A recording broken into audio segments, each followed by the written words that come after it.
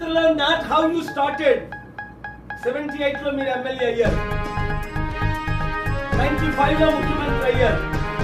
4 సార్లు ముఖ్యమంత్రి అయిన తర్వాత 2025లో ఈ ప్రవీణ్ పగడాల కేసులో మీరు జీరో అవుతారా, హీరో అవుతారా? నా మాటలు వింటే, నేను చెప్పినట్టు చేస్తే, నేను మీకు చెప్పాను క్లియర్ గా, మిమ్మల్ని కలుస్తానని 10 సార్లు చెప్పాను మీడియా ద్వారా, మీ ఫ్రెండ్స్ ద్వారా, T5 నాయుడు ద్వారా కలుస్తా ఉన్నారు 20వ తారీఖు. నేనంటే సిద్ధం. నా ఎవిడెన్స్ చూడండి, మిమ్మల్ని ఒక్కరినే నమ్ముతాను.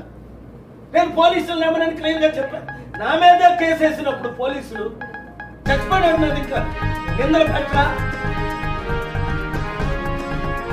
గౌరవం నేనంటే పోలీసులకి, డీజీపీకి, హోమ్ మినిస్టర్. అలాంటిది నా మీదే అవినీతి కేసు వేసినప్పుడు ఆ కాలం 2012లో మరి చనిపోయినాడు మీద ఎయిరా? వాళ్ళ భార్య పిల్లలు నోరు ముయించట్లేదా? వాళ్ళ బంధువులు నోరు ముయించట్లేదా? వాళ్ళ ఫ్యామిలీ మెంబర్స్ నోరు ముయించట్లేదా? ఇప్పుడు వాళ్ళు నాతో లేరా? మీరు రమ్మంటే మీ ఇంటికి తీసుకొని వస్తా వాళ్ళందరినీ, సీక్రెట్ గా, ఓపెన్ గా, మీ ఇష్టం. కనుక లైవ్లు ఇచ్చిన మీడియా మిత్రులందరూ దేవుడు దీవించుగాక. లైవ్లు ఇవ్వని వారికి బుద్ధి చెప్పి గడ్డి తినేలా దేవుడు చేసుగా. ఎందుకు? సత్యం మాట్లాడినప్పుడు లైవ్లు ఇవ్వాలి.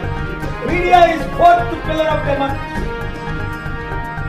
ఆర్టికల్ 19 లో freedom of speech, freedom of expression ఉంది.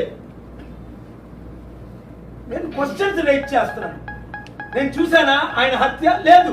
నా ఇన్వెస్టిగేషన్ లో ఫ్యామిలీ మెంబర్స్ తో చేశా, పోస్ట్ మార్టం వాళ్ళతో చేశా, పోలీస్ ఆఫీసర్ ఒక ఆయనతో చేశా, ఫ్రెండ్స్ తో చేశా. 19 years, 24 years, 4 years, 15 years friends, best friends. Praveen Pagadala ఆ రోజు ఎవరితో మాట్లాడారో ఆయనతో ఇన్వెస్టిగేట్ చేశా.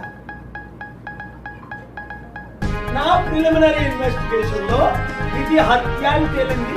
మీరు ఈ రూట్ లో ఇన్వెస్టిగేట్ చేయండి అని అడిగారు. మీరు చేయలేదు కనుక కోర్టుకు వెళ్ళారు. మీరు చేసిన ఇన్వెస్టిగేషన్ లో నేను సాటిస్ఫై అవ్వలేదు కనుక ఆనరబుల్ కోర్టుకు వెళ్ళాను. మీడియా ముందుకు వస్తున్నాను, క్వశ్చన్స్ అడుగుతున్నాను.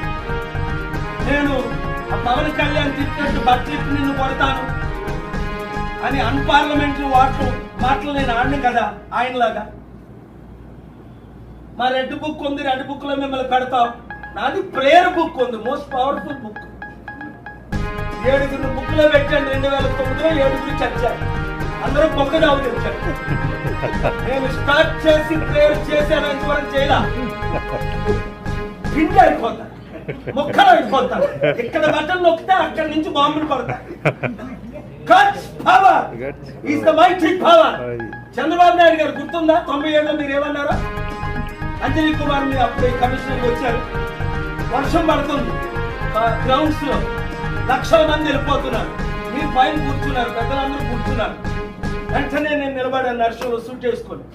Will you stop the rain from receiving blessings అన్నా. అప్పుడు రెయిన్ వైపు చూసా, స్టాప్.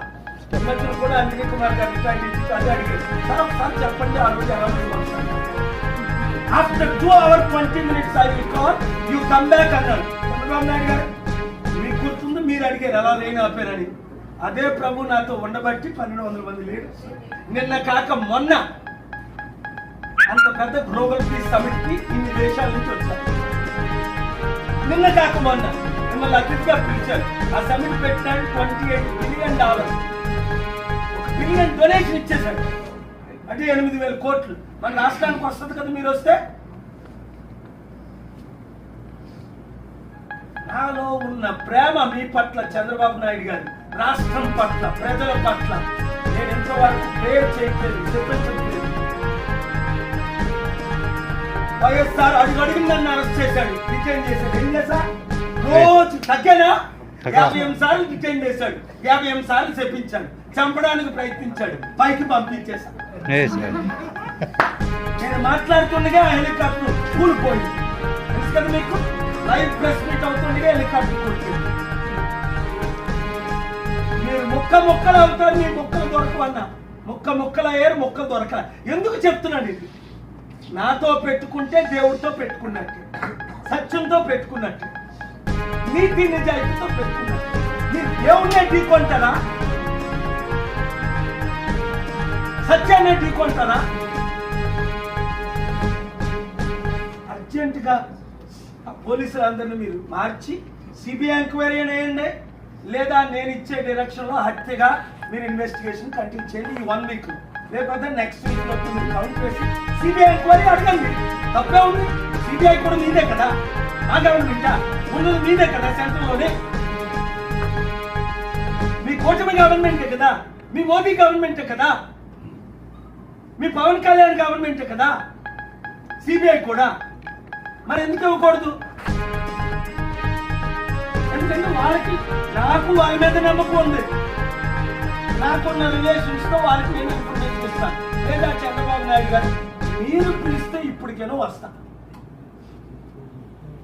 ఎవరెవరిని తీసుకురమ్మంటే వాళ్ళు తీసుకొని వస్తా. ఓపెన్ గా కలమంటే ఓపెన్ గా కలుస్తా, సీక్రెట్ గా కలమంటే సీక్రెట్ గా కలుస్తా. లేదా సిబిఐ ఎంక్వైరీ మీరు అడగండి.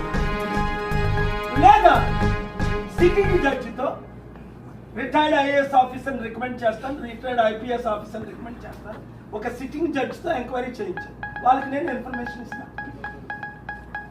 నేను ఇచ్చిన ఇన్ఫర్మేషన్ తప్పు అయితే, నేను రుజువు చేయలేకపోతే సిబిఐ ద్వారా, ఫాస్ట్ ట్రాక్ కోర్టు ద్వారా, సిట్టింగ్ జడ్జి ద్వారా నేను ఇచ్చిన ఇన్ఫర్మేషన్ తప్పు అయితే ఏ శిక్షకైనా రెడీ. నేను ఒక మాట మాట్లాడాను అంటే దేవుడితో మాట్లాడిన తర్వాతే మాట్లాడతా. సత్యం తెలుసుకునే మాట్లాడు. ఎవరిలాగో గాల్లో మాట్లాడు. ఒక బిల్లు ఫైల్ చేశానంటే నేను సక్సెస్ అవుతానంటే, స్టీల్ ప్లాంట్ గురించి ఫైల్ చేసి సక్సెస్ అవ్వలేదా? ఆర్డర్స్ తీసుకురాలేదా?